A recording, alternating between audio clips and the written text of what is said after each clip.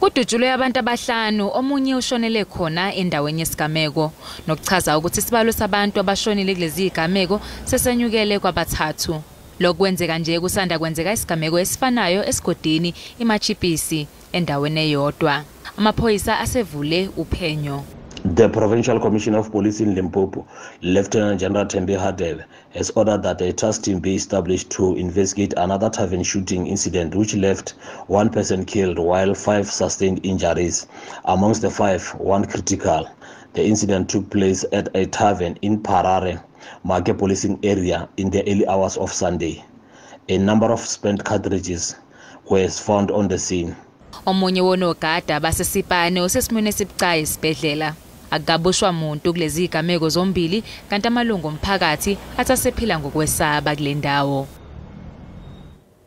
Undunankulu wesifundazwe eGauteng uPanyaza Lisofi usethumele abaqaphi bobugebengu abayi-1,500 eTsakane ekuruleni sebeyizi-6,000 abaqashwe kulolu hlelo eGauteng.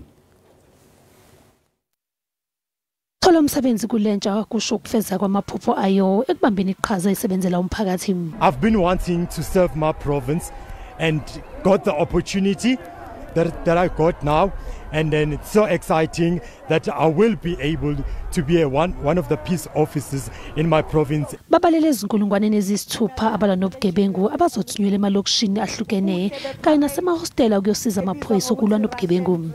5 months ago, these young people were unemployed.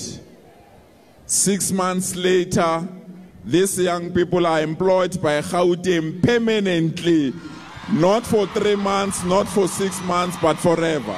Undunankulu uvumile ukuthi lolu hlelo lusanezinkinga. Some of you on day 1, you didn't even know where you are deployed.